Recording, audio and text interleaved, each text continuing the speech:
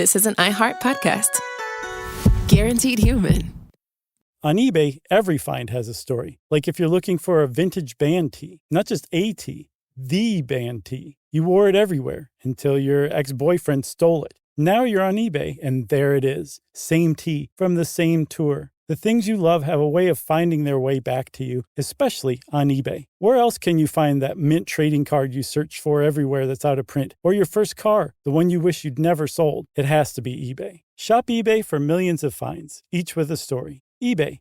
Things people love. With no fees or minimums on checking accounts, it's no wonder that Capital One Bank Guy is so passionate about banking with Capital One. If he were here, he wouldn't just tell you about no fees or minimums. He'd also tell you about how Capital One cafes are open 7 days a week to assist with your banking needs. Yep, even on weekends. It's pretty much all he talks about. In a good way. What's in your wallet? Terms apply. See CapitalOne.com/bankguy. Capital One N.A. member FDIC. Welcome to Stuff You Should Know, a production of iHeartRadio's How Stuff Works.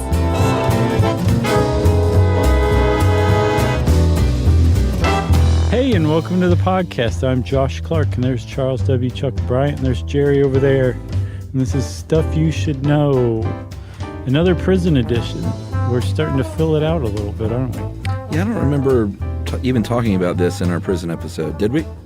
There's just no way we didn't mention it somehow. We certainly didn't go into depth. I remember wanting to do this for a while and looking into it before and being like, oh, it's not really a thing. Luckily, you put Julia Layton on it, and she did a little more digging, and it turned out it was a kind of a human rights criminology thing. Yeah, but you're sort of right that it's not really much of a thing. Which is sad, I've learned. Yeah? I think so. I think we'll get to it. But yes, I'm in favor of extended family visits, which may or may not include sex. You know where I got that from? No. Hobgoblins, the Mystery Science Theater 3000 version of Hobgoblins. Okay. It's pretty great. Just go check it out. It'll show up eventually. Yeah, well, I mean, you mentioned sexy time, and I think when you think of conjugal visits, that's that's originally what it was, and we'll get to the history, but that's the first thing you probably think of is a time set aside at a certain place at a prison, probably not, a separate building at a prison, where and you generally think of like a wife going to have sex with her inmate husband. Yeah, and in fact, that's actually a pretty good term for it, because in biology, to conjugate means to become temporarily united in order to exchange genetic material. Man, if that's not a clinical term, I have never heard one before. Yeah, that ranks right up there with mouth parts. Yeah, it does. Everybody's heard of conjugal visits. It's just kind of like this legendary mythological thing. Like if you've ever seen a Bugs Bunny cartoon from the 40s, you know about conjugal visits. You know what I mean? Really? No, I'm just kidding. But you could see it, though, couldn't you? Wouldn't that be like one of those random things where as an adult you went back and you're like, I can't believe this is part of this cartoon. I think I would be surprised if Bugs Bunny featured prison or sex. So, yeah, I'd be pretty surprised. All right. I guarantee prisons made an appearance. All right. But the thing is there does seem to be like a huge misunderstanding about conjugal visits, or an understanding about them, but then a complete lack of understanding about how much further these visits go. And actually, I think that kind of has led to their decline, because you need public support to keep something like that up, because it's real easy to get rid of if you are so minded. It's very easy to get rid of. And as you'll see or hear, that's been happening over the course of the past 20 years in a big way. And a big reason is because what you mentioned earlier, what we're really talking about these days in the United States, and we'll get to other countries are like, bring it. Do it 6 ways to Sunday a couple of times a month. But no, we really have to watch. They're called extended family visits. In New York, they're called family reunion visits. And it's really easy for a politician of a certain kind of politician that doesn't want this kind of thing going on, to just lump it in there as, your taxpayer dollars are going toward these hardcore criminals just being able to have sex. And why would we support that? Right. And that's just not the case. They can say, watch this. I'm fiscally conservative and tough on criminals. And then the people say, how much did you save? And they go, Yeah, well, we'll get to that too. So let's talk about we'll explain how much beyond what the public's understanding of conjugal visits are that it goes. But let's talk about the origins of these things. You want to? Yeah, the basically racist origins in Mississippi, Mississippi State Pen in the early 1900s. There was a for-profit labor camp called Parchment Farm, where the warden basically said, you know what? Everybody knows that black men have an insatiable sex drive, and that's one reason they're in here to begin with. So if we get these guys having a little bit of sex as an incentive, then they're going to work harder for us and increase our profits. That's the origin of conjugal visits. Period. Really, that's it. And so this warden started this program at Parchment, which became, I believe, the Mississippi State Penitentiary. And this was in, 1918?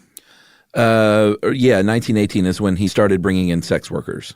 Right. And you just hit the nail on the head, as it were.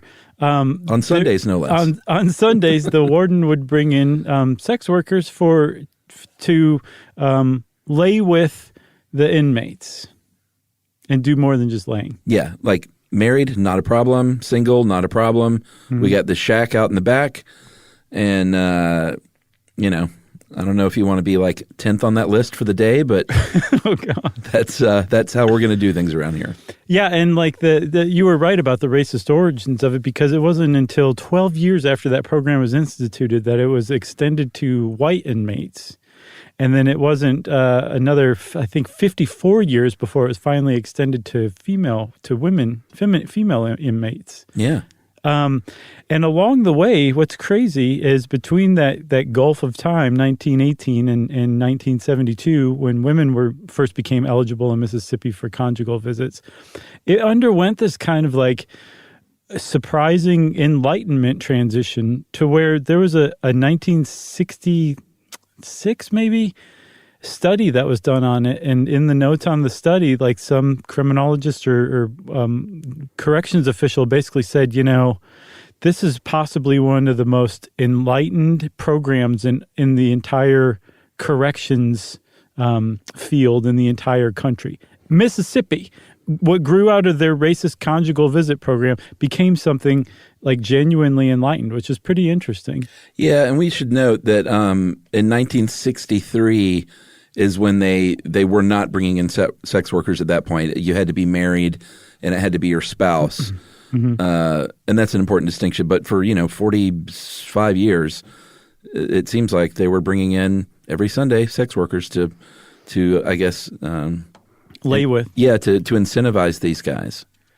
Yeah, right. And so I think that's where the transition came, where it became enlightened, is it went from an incentive to get them to work harder, because Parchment was a for-profit prison labor camp, which, by the way, if you're like, what is that? Go watch 13th, the Ava DuVernay documentary on the 13th Amendment. One of the most mind-altering documentaries you will ever see. Really, really well done, but really kind of drives home the idea of prison labor as an extension of slavery. But that was what this was. This was Jim Crow slavery. It was legal slavery after slavery was abolished. And so the whole thing was to get these inmates to work harder. But then over time, they said, well, no, wait a minute. Maybe this is actually good for society, weirdly. It's going to keep these family ties between the inmates and the people they've been separated from, just linked enough that when they go back out on the outside, they're not just going to go back to a life of crime. They're still going to have these relationships that they had before they went in. Yeah, and so, as everyone knows, as things go in Mississippi, they generally follow in the rest of the United States. And extended visitation is what they were calling it. Well, I guess they call it conjugal visits. But in the 60s is when it started to spread to more and more states around the United States. I think California and South Carolina had programs in the late 60s. New York and Minnesota jumped on board in the 70s. I think in the 80s, some other states, New Mexico and Wyoming, got on board. And then I guess we would call it the golden age of conjugal visits. In the early 90s, there were 17 states that allowed some sort of extended visitation. Yeah, but so that was the peak. And one of the reasons the early 90s were the peak was because about the early 80s, the United States said, you know what, this whole like rehabilitation thing that's kicked off in the 50s, this idea that prison was meant to rehabilitate people and turn them into better citizens, it didn't work. And we think it's all a bunch of hooey, and we're going to abandon that and get tough on crime. And that's what happened. I mean, throughout the 80s and the 90s, we got super tough on crime, super conservative about how we treat criminals and prisoners. And the idea became, if you were in prison, you were in there for a reason, and you should not have any kind of frills or moments of joy. You're supposed to be in there to be punished, right? Maybe to reflect on what you did wrong. But really, ultimately, this is punishment, and we're not going to treat you like a human being any longer. You're a prisoner. It's a different kind of person, and part of that is taking away conjugal visits. Right, and that line of thinking, like you said, was a pretty big sea change, and now we don't have crime. Right, it worked. Newt Gingrich's plan worked. Should we take? Oh boy, I think we should take a break on Newt Gingrich, right? Sure. Let's all take a break on Newt Gingrich. Let's take a little break, and we'll be back right after this.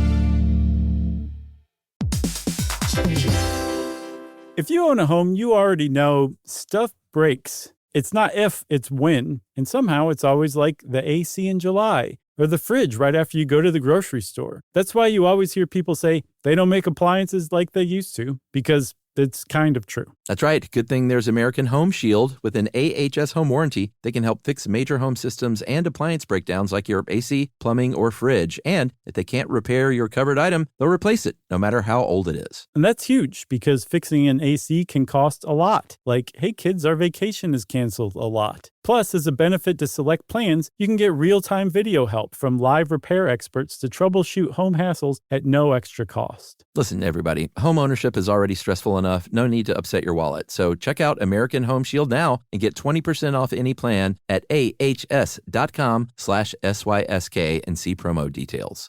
See ahs.com/contracts for coverage details, including service fees, limitations, and exclusions. American Home Shield. Don't worry, be warranty.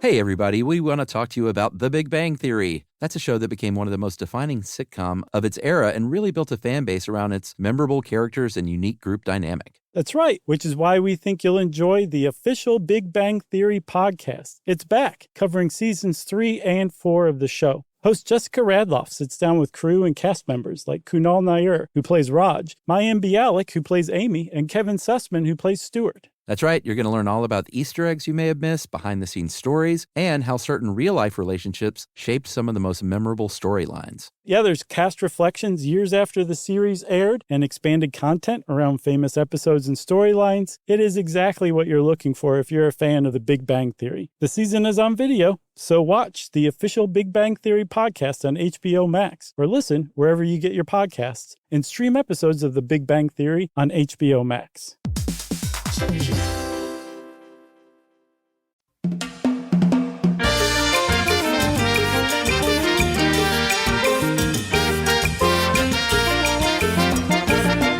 All right, Chuck. So let's talk a little bit about like what these things evolved to along the way, because if you're just sitting there like, okay, so prisoners can't have sex anymore, that's really not the end of the world to me.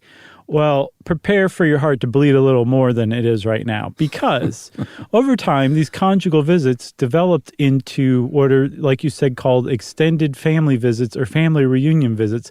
And they involved not just spouses, but also kids. The parents of the inmate might come to visit. Siblings might come to visit. And there was no sex involved. It was family time. Like, that was the point of the whole thing, was to spend time with family. And if you read some of the accounts of the children of inmates who have memories of going to these extended family visits, these are like the memories of their lifetime. Like, these are some of their best childhood memories, ironically enough. Yeah, and the whole purpose here is primarily twofold, which is incentive. It's still an incentive to get inmates to follow the rules because, as you'll see as we detail this stuff, you really, really have to follow the rules. Like, very few prisoners are even eligible for this kind of thing. Right. And then the other thing is, just to foster that family tie. So once you get out, you don't have that cliche you see in the movie where you come home from prison and you have these strangers sitting in your house that are your children. Right. And there's at least some small modicum of a relationship, of some sort of a tie, emotional tie with a parent and a child, or like you said, the parent of the inmate, or spouses. They're still involved, obviously. So when they get out, the idea is that they have a support system there waiting on them, and not like, well, now I have this super awkward moment where I have to come in and get to know my teenage children. Right. Or, like, this is really hard on me. I think I'm going to go back to crime or go back to addiction or whatever. So the idea that there's this structure that remains in place and solid during their imprisonment, that the thought is that just helps them ease into normal society afterward. Yeah. Like, we really need to drive that home, because I think the way I said it, there might be people saying, well, so what if it's super awkward? You shouldn't have committed the crime. It's not that. It can be so awkward and off-putting that it can cause someone, like you said, to not go home and to not want to face their family that they don't know. And all of a sudden they're alone out there. And as we'll see, we have statistics to back it up. Recidivism is a big problem, and this really, really helps. It's also a bonehead word. It is a bonehead word. The thing is, too, is also it's not necessarily even just awkward for them, but there's expectations that are on them when they come back home. They have people that they're accountable to. Right. Which helps that transition. Because, and you can imagine that the transition, that period immediately after prison life into normal society, I'm not sure if it's weeks or months, maybe longer, that is the most difficult part of getting back into society. And so to have a family and a home to go to, that just changes things. They make movies about it. They do. And Bugs Bunny cartoons. So here's, and we'll get to some of these stories too in a second, but here's how it works depending on where you are. Because it's different at every prison, and every state has their own. And I think we should also point out that it's only state prisons where it's even allowed at all. Like, if you're in federal prison, there isn't anything like this from what I could find. Yeah, same here. But they try to set it up. I mean, it depends on whether there's a shack in the back or a trailer sometimes. I think they try to make them a little homier these days. And what they're looking to do is sort of recreate some sense of normalcy over the 1 to 4 days that you're allowed to be with your family. This one in Connecticut, McDougall Walker Correctional Institution, I think it's the biggest prison in the New England area. They have a full-on, like, 2-bedroom apartment with a kitchen, and they can bring in food and cook meals together and watch movies. I think they have, like, stock DVDs and stuff like that. But I think you are allowed to even bring in – everything's heavily inspected, of course, but you are allowed to bring in food to cook, like, your favorite family meal. They're not just like, well, here's what you got from the prison pantry. Yeah, that's what I saw as well. And I think more than just I think that's partly an economical decision, too. Sure. Because they also charge. It can be a nominal fee, like in, I think, New York maybe, or Washington. I think Washington, it's like $10 a visit or something like that. But, every penny counts in some of the budget deficited prisons in the United States. So they do kind of count those pennies. But more to the point of bringing in outside food is to create that sense of normalcy for the family. It's basically like a staycation on prison grounds. Is what ideally is what I got from the research I did. Yeah, and if the prisoner's favorite dessert is fingernail file cake, then that's what they're getting. That can't be helped. Talk about a movie trope. Has that ever happened in the history of the world? I don't know. We got to find out now, though. You just threw down the gauntlet. Like a fingernail file being snuck in a cake and that leading to an escape. I think it's probably never happened. We'll find out. All right. That reminds me, though, I've been wanting to do an episode on the Three Stooges. That may be a two-parter. Man, that's prepare for no women to listen. It's so great. They're so good, man. Yeah, it's kind of a dude's thing, though. Maybe we'll change that with our episodes. There should have been a counterpart. Yeah? You know? I wonder if there was. I'm sure they tried that out at some point during the middle. Well, I think the idea of a show with three women that are morons that just kind of abuse each other physically was probably not very realistic or believable. Not like the real Stooges and how realistic that was. Right. Man, I watch that sometimes still today. And no, it's classic. Yes, it really is, and for a good reason. It's hilarious, but also just so well choreographed, and those dudes worked hard. No, I think we should totally do an episode on that. I love it. Okay. So while you've got this staycation going on with your family, with your children, with your wife or your husband, and you're having a good time, you're relaxing. Every 4 hours, depending on where you are, there's probably going to be a visit from a guard that says, "Hey, I gotta search some stuff," because it's important to point out, like, this is not. It's not like this occurs on the prison grounds. It's part of prison. It's just a modified part of prison. So there's plenty of rules and restrictions that are meant to keep security tight, prevent contraband from being transferred from the visitors to the inmate, and to just kind of keep things on the up and up, basically. Yeah, like for instance, you can't just waltz in there, like if you've got a new sexy pen pal. Mm-hmm. And you said, well, I want to get a visit from this person now. You can't just waltz in there as a first-timer and pop in and have a conjugal visit or even a family visit, whatever you want to call it. Mm-hmm. You have to have it. I mean, it depends on where you are again, but like in New York, you have to have been at least a standard visitor 3 other times in the previous 12 months. So you have to be someone they know, someone who is proven to be, a real connection in your life. You have to undergo health screening, and this is everyone, like kids, anyone that's going to stay in this apartment. You're going to get health screened, obviously, for conjugal visits. You're going to get STD tested. Like you mentioned, it depends on where you are. Lots of searches. I don't know I know California was every 4 hours, but I imagine they like to spring those on you as well. Yeah. I would guess so, too. Not like we'll be back in 4 hours for the next one. I could kind of see, like, guards looking the other way or going kind of easy on these things. Like, it just seems, from every account that I've read, it seems like an overbearing, mean guard is not the kind of guard they would put on this detail. It just doesn't seem like it fits this whole vibe. Because, like you said, the people who are eligible for this are, like, the model of the model inmates. Like, they've really worked for this. Yeah, so only state prisons, they're currently only allowed in 7 states, down from its heyday in the early 90s of 17. Mm-hmm. And you have to, or I guess it's, they set it up so you're highly incentivized to do other jobs and other programs in order to get these conjugal visits. So right. You have to, like, maybe do you're involved in a school or a work-based program, some kind of reentry program, and you got to show that you've done that and you've been successful in that.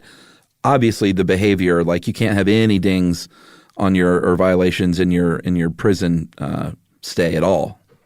No, and certainly no recent ones. Like, I get the impression that you could have in your past, but, like, you probably couldn't have in the last, like, month or 6 months or some set amount of time.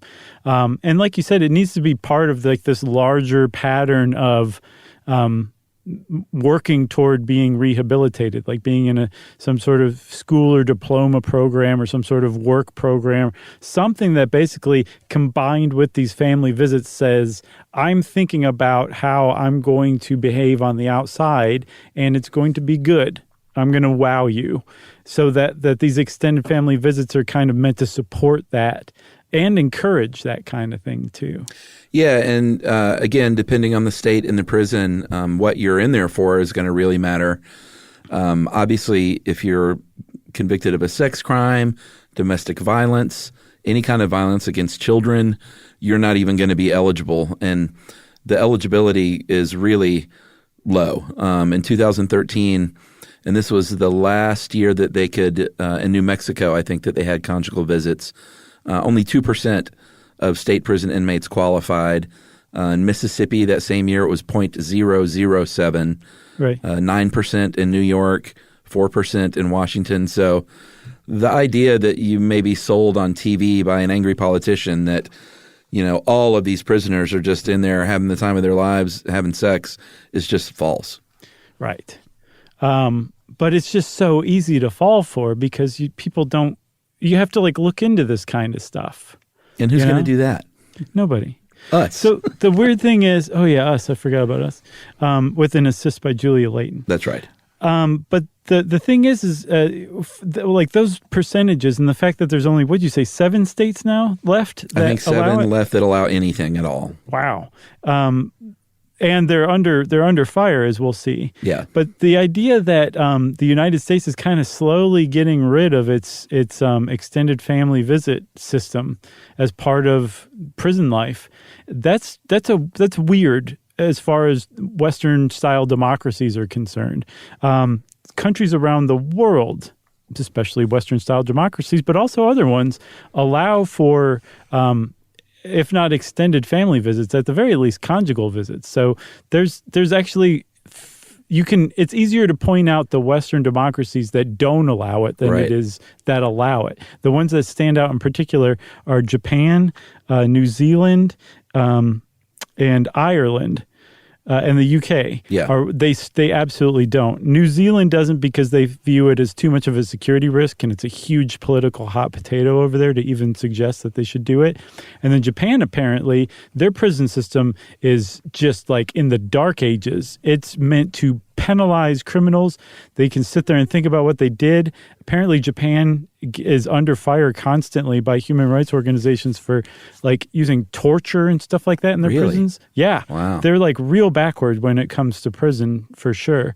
But the idea is that it's part of a liberal democracy to have this kind of program as part of your prisons, at the very least, just to keep your prison population less violent, supposedly. Yeah, countries around the world where they are, I was about to say lax, but that's not true. I'm sure it's still very structured and organized, but more permissive. India, they see it as a right and not a privilege as a human being. Mm-hmm. Saudi Arabia allows a conjugal visit per wife per month. Mm-hmm. You know what that means. That means multiple wives equals multiple conjugal visits. That's right. Latin America, they are pretty generous with them. Brazil, the only requirement for visitors is good behavior. Sometimes that can mean weekly. You don't have to be married. They do allow sex workers in Brazil to come in. Canada, not surprisingly, they allow 3-day family visits every 2 months for most inmates. Mm-hmm. Where else? Germany, they basically it was sort of like anyone can get a conjugal visit up until about 10 years ago when, and this is, of course, the kind of thing you're going to see all over the news, there was an inmate, a rapist and murderer who actually killed his girlfriend during a conjugal visit. So they'd said 9. Ruined it for everybody. Yeah. Although I don't think that they got rid of it. I think that they just changed the restrictions a little more. Yeah, and that is a real outlier. Obviously, a terrible, sad case. Yeah. But that is. I didn't see anything else where anything like that had ever happened. But see, that's the thing that gets people right in the hypothalamus or something, sure. And all of a sudden they're like, "Get rid of it, ban it, and kill a few prisoners while you're at it for my satisfaction because I need to calm down." Right. But so Russia, Spain, France, Turkey, Qatar, Costa Rica, Mexico, Denmark, Australia, and Israel all have programs that include, at the very least, conjugal visits, if not family visits. And like you said, Brazil and most of South America. But the U.S. is not hanging in there very well. We're just kind of slowly but surely getting rid of these things little by little. And from what I can tell, we keep talking about, a politician pointing this out. All it takes is one determined politician and a couple of legislative sessions, and they're probably going to get their wish. And that seems to be what's been happening around the United States. Yeah, it doesn't seem like there is enough people on the other side that really, really want to fight to keep it going. Mm-hmm.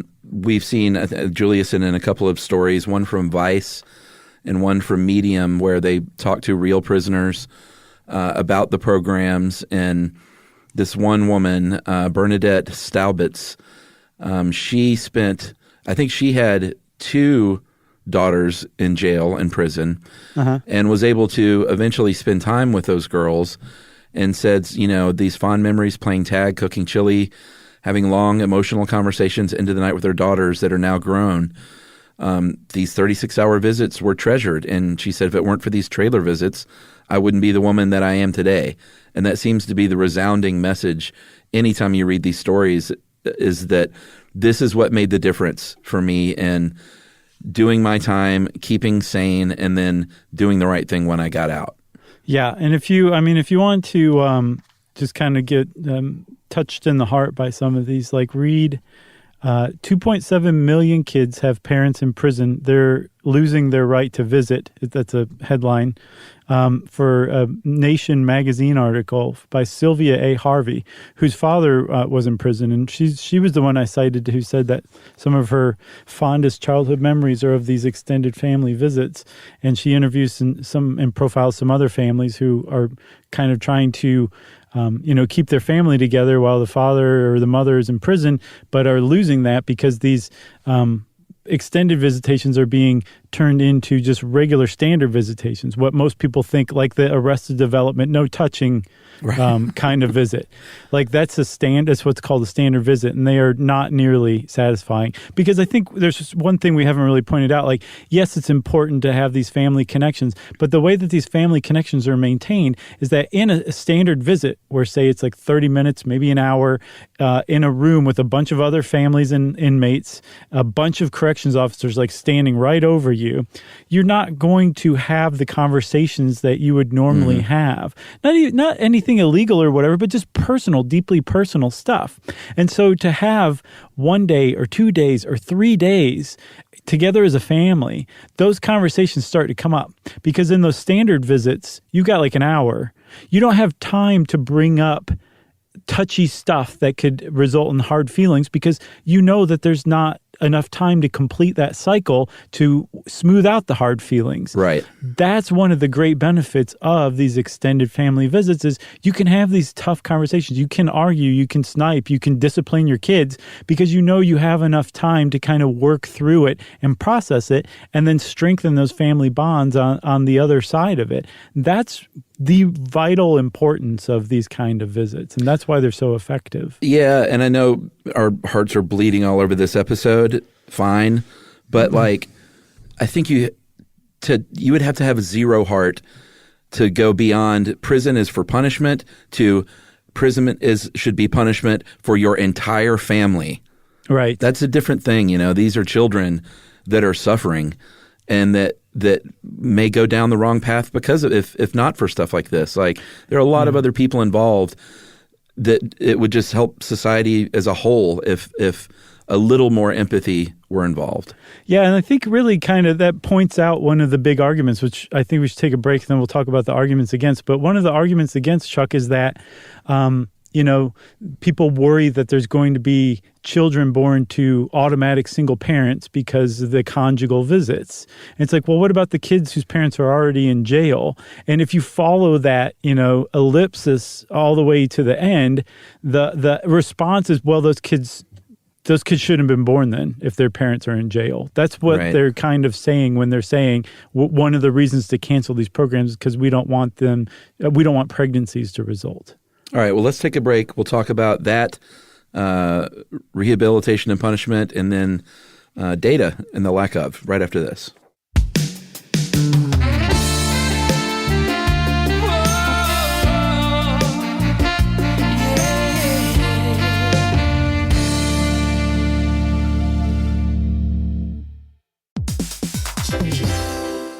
If you own a home, you already know stuff breaks. It's not if, it's when. And somehow it's always like the AC in July or the fridge right after you go to the grocery store. That's why you always hear people say they don't make appliances like they used to, because it's kind of true. That's right. Good thing there's American Home Shield with an AHS home warranty. They can help fix major home systems and appliance breakdowns like your AC, plumbing, or fridge. And if they can't repair your covered item, they'll replace it, no matter how old it is. And that's huge because fixing an AC can cost a lot. Like, hey kids, our vacation is canceled a lot. Plus, as a benefit to select plans, you can get real-time video help from live repair experts to troubleshoot home hassles at no extra cost. Listen, everybody, home ownership is already stressful enough. No need to upset your wallet. So check out American Home Shield now and get 20% off any plan at ahs.com/SYSK and see promo details.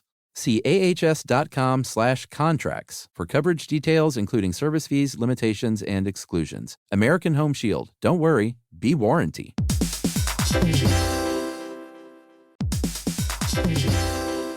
Hey, everybody, we want to talk to you about The Big Bang Theory. That's a show that became one of the most defining sitcom of its era and really built a fan base around its memorable characters and unique group dynamic. That's right, which is why we think you'll enjoy the official Big Bang Theory podcast. It's back, covering seasons 3 and 4 of the show. Host Jessica Radloff sits down with crew and cast members like Kunal Nair, who plays Raj, Mayim Bialik, who plays Amy, and Kevin Sussman, who plays Stuart. That's right. You're going to learn all about the Easter eggs you may have missed, behind-the-scenes stories, and how certain real-life relationships shaped some of the most memorable storylines. Yeah, there's cast reflections years after the series aired and expanded content around famous episodes and storylines. It is exactly what you're looking for if you're a fan of The Big Bang Theory. The season is on video, so watch the official Big Bang Theory podcast on HBO Max, or listen wherever you get your podcasts, and stream episodes of The Big Bang Theory on HBO Max.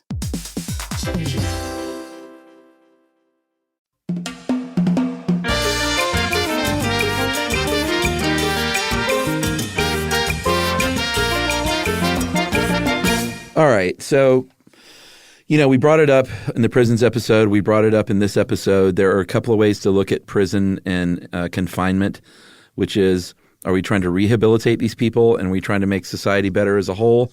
Or are we trying to just punish people and as hard as possible, and we really don't care if society is better as a whole? Right. Great synopsis, Chuck. Which side do you lie on? Well, here's the big reveal. So I'm clearly on the side of extended family visits, but it's not even like I really get your point. I get the other side's point, or I can see both sides. Not even like that. It seems to me, and Leighton goes to great lengths to kind of try to be diplomatic about it, but is still just like, this doesn't hold water at all. The arguments against are basically just gut reactions. It's like the same thing as a lot of arson investigation. It's like, well, this feels a lot to me like arson. Put that person in prison for life and maybe on death row. Like that's the same kind of correctional criminal justice instinct that seems to be driving the cancellation of these. And I have a lot of problems with anything that deeply impacts families negatively based on instinct rather than data and science. I think you really need to go to the trouble of producing your argument against in these cases rather than just canceling them outright with very little problems from the public. Yeah, because there's generally 4 arguments that are used against. And to me, each of them have a lot of holes in them. Cost, right. Morality, security, and punishment. Cost, they do charge people. Those costs are offset some, but there's no, like you said, give me the data. When you interview some of these people and some of these politicians that have said, no, this is costing us a fortune. And we're like, well, all right, how much is it costing? Show us. And they'll be like, oh, well, we don't really have a spreadsheet on that. But I'm sure it's a lot. Yeah, but it literally say things like that. Like, well, it hits the budget though. So there's one thing you can poke holes in. Morality, I mean, I think that one falls apart immediately because what is more moral than families being able to spend time with one another and strengthening a family bond? Or at least attempting to. But that's what I'm saying. They use that public image of what a conjugal visit is and the idea that, any inmate can just have sex with anybody they want during these visits. And then they just don't explain what's actually being canceled. They just call them conjugal visits and then that's that. Right, because STD transmission was one cited by, who was it? Mississippi State Rep Richard Bennett. Yeah. And where's the data? Are STDs being spread through conjugal visits? They're not, because there is no data. Right. But it's something very grabby on the news to hear. Security is another argument, but show me you can manage security. Like that's something you can actually control. Right. Whether it's like maybe not a camera in the bedroom, but you can have cameras in the apartment. You can really watch them. You can come in every 2 hours and inspect things. You can actually control security and make it a secure environment. Yeah, and I also understand that the absence of evidence isn't proof, but I would guess that if anybody had been harmed, hurt, killed, maimed, abused during any of these, once in the history of these things in the United States, we would know all about it, and that would have been that. That would have canceled everything. Just like in Germany. Exactly. It hasn't come up. The fact that we didn't run across it is pretty significant to me. I'm surprised they didn't lay it on Germany. I'm surprised see what happened too. over there? Look at Germany. Here. Look, it's all Merkel's fault. New Mexico was a state that also had sort of the same, and the reasoning is generally the same wherever you go, which was some kind of moral outrage. In this case, there was Michael Guzman, who was a prisoner in New Mexico that he was actually a convicted murderer, so I'm really surprised. Yeah, same here. That he was even allowed. I'm not sure how that happened, but he conceived 4 children with different women, different wives in conjugal visits. So he was getting married to different women in prison and having kids, and that was sort of like the poster child in New Mexico for why they shouldn't do stuff like that. Right, exactly. So that one guy is basically the one thing that American extended family visitation can hang its hat on for anybody who's looking to get rid of those things. But then the other part of the moral thing, and I said it earlier, the idea that it's up to Department of Corrections officials or state representatives to decide whether a family of an incarcerated person, whether these parents want to have another kid or not, it has nothing to do with them. It's not up to these prison officials to decide that kind of family planning, and it smacks of eugenics and racism to think that that's something they talk about publicly. It's something they cite. That we don't want people having kids, even though they're married, because the mom's just going to be a single parent or the dad's going to be a single parent, and that's just not something we're interested in. That one really gets my goat.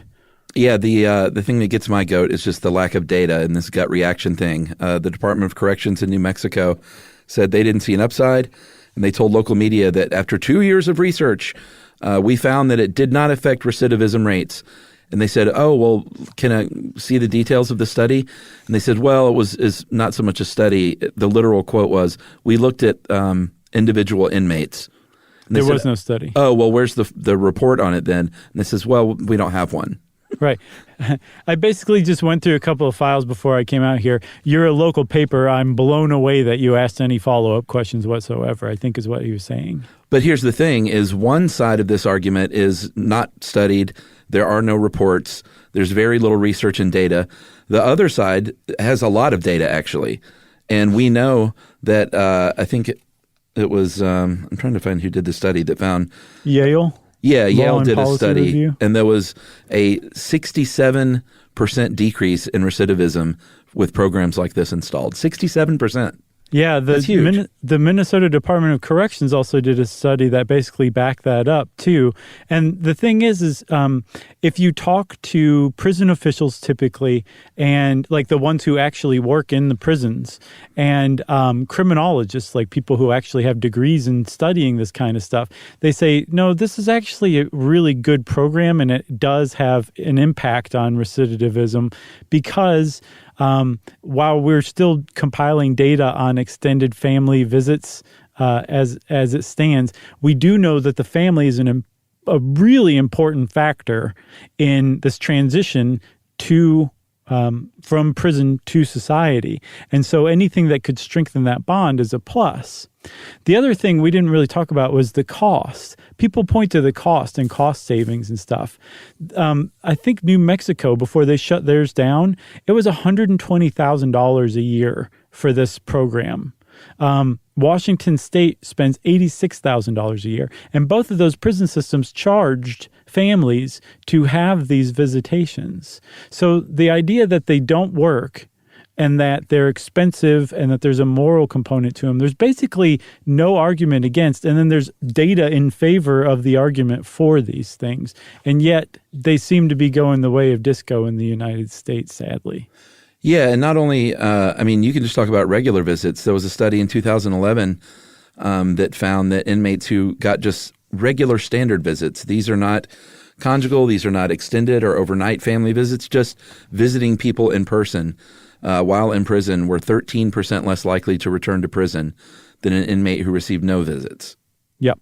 So 13%. They also, very surprisingly too, and controversially, there was a study that found that prisons in correctional systems in states that never had any family visitation programs had 4 times more inmate-on-inmate sexual assault than prisons that don't, which apparently really flies in the face of common wisdom or common consensus on what the purpose of sexual assault in prison is, that everybody thinks it's power-based. They're like, actually, there might be a sexual aspect to it as well that had been overlooked to this point. Yeah, like sexual desires not being met. Mm-hmm. And you're right, that is contrary to everything we've ever heard about sexual assault in prison, I think. And while it's kind of rich to point to anecdotal data after just disassembling anecdotal data, there is a lot of sentiment, including among Washington State's Department of Corrections. They have a brochure for their family visitation that basically says an isolated inmate is a dangerous inmate. So one of the sentiments that kind of was carried along for family visitation and visitation in general is this idea that it keeps prisoners in line in the prison, which improves security in the prison as well. Yeah. See our episode on, or was that in the prisons episode that we did one on solitary? We did one on solitary. Yeah, we did, right? And we did a prisons one too. Yeah, I mean we've got a nice little robust, and we're popular in prisons too, so. Yeah, we help prisoners learn to read sometimes. Yeah, so they might be listening to this right now. Yes, special shout out to all the prisoners listening to this. Stay up. If someone is listening to this with a family during their family visit, oh my gosh, I would really like to hear about that. I think that's some T-shirts right there. Yeah? Yeah, at the very least. So yeah, let us know and we'll send you some T-shirts because that is one heck of a specific listen. Well, like you said, this is definitely going away, though, in a big way in the U.S., down to 7 states now. Prison visits, I don't know if they're really trying to get rid of them. COVID has given them a big opportunity to do that because more and more prison visit policies or programs have revolved around Zoom meetings and virtual meetings and stuff like that.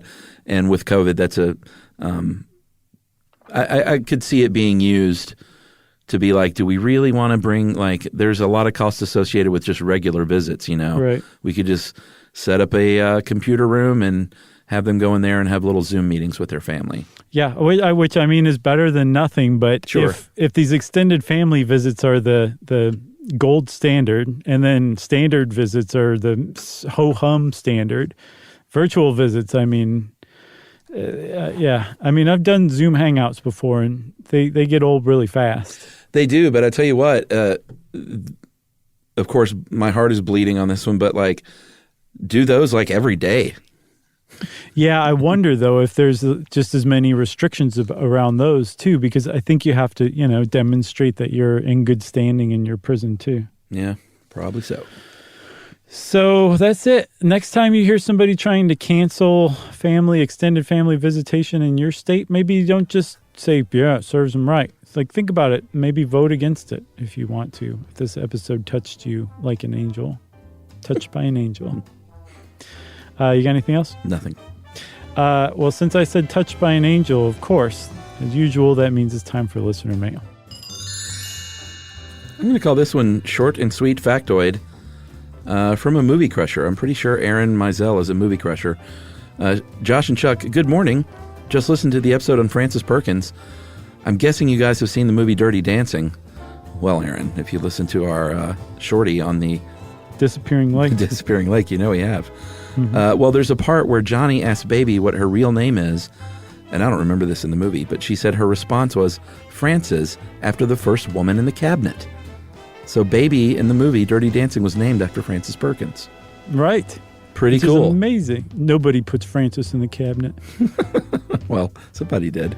Oh, wait, yeah, it didn't work. That's one of the best. That's seriously, Aaron, that's one of the best facts I've ever heard in my entire life. It's pretty best good. movie trivia ever. Yeah, and very, very much on the down low, I think. I bet most people who are Dirty Dancing heads did not catch that line and know what it meant. No. You have to know both of those things. Yes, you do. And there's probably a very small... Now, it might just be Aaron Mizell. Yeah. That's 2 Aaron Mizell listener mails in like a week or two. She's got to get some sort of trophy for that. Did I read another one from her? Yeah, she was the one who wrote in with the SY5K. Oh, really? Yeah, that's Aaron she may Mizell. not be a movie crusher then. Maybe I'm just remembering from that. She probably is. I mean, there's a lot of crossover, right? All right. Well, if you want to let us know something so astounding that you get put on listener mail twice in like a week, we want to hear it. We're really ready for those kind of emails. Go ahead and send them off to stuffpodcast@iheartradio.com. Stuff You Should Know is a production of iHeartRadio's How Stuff Works. For more podcasts from iHeartRadio, visit the iHeartRadio app, Apple Podcasts, or wherever you listen to your favorite shows.